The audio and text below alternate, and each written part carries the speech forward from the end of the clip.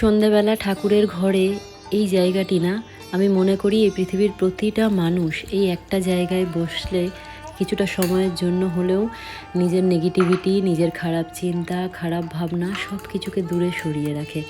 কাল সারাদিনই প্রায় প্রচুর বৃষ্টি হয়েছে, আর বৃষ্টি পড়লেই না এরকম আদা দিয়ে, অনেকটা চা পাতা দিয়ে বেশ কড়া করে চা, কার কার ভালো লাগে? আমার তো ভীষণ ভালো লাগে।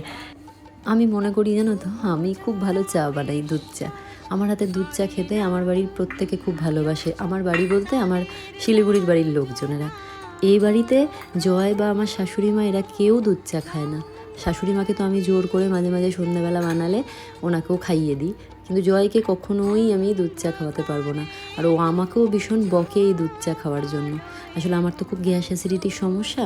আমি কিন্তু এমনিতে ভীষণ হেলদি খাবার দাবার খাই, কিন্তু এই দুধ চার বেলার কিন্তু আমি কোনো কম্প্রোমাইজ করতে পারি না।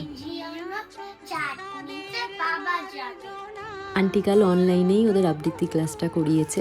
আমাদের সুবিধেও হয়েছে, কারণ কাল ছিল এক নিমন্ত্রণ, মৌমিতার ছেলের জন্মদিন 3 বছরের। এই যে মৌমিতা আমার বন্ধু হয়েছে, আমি মৌমিতাকে অ্যাজ এ বন্ধু হিসেবে পেয়েছি সুদেশনাথ সোর্সে।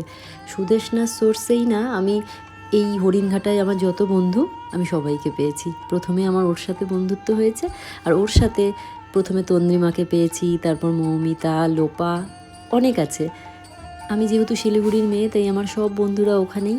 চাকরি সূত্রে কলকাতায় কিছু কিছু বন্ধু আছে, কিন্তু এইখানে আমার এই সুদেশনার সাথে মিশেই কিন্তু একটা বন্ধুর জগৎ তৈরি হয়েছে। বন্ধুর জগৎ বলতে এই সমবয়সী বন্ধুত্ব।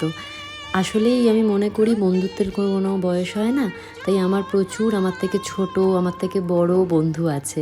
তবে সমবয়সী বন্ধুত্বের যে জগৎ, বা আমাদের বাচ্চাগুলো যে প্রায় সবাই সেম এজ কাছাকাছি, তো এই যে জগৎটা, এটা আমার এই সুদেশনা আর রোদ্দুরের জন্মের পরই তৈরি হয়েছে।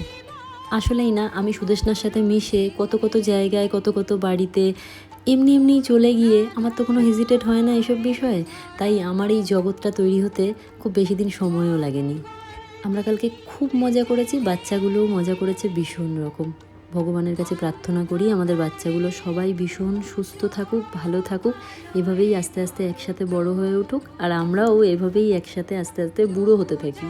বন্ধুত্বটা যেন এরকমই থাকে, বাচ্চাদের কিংবা আমাদের।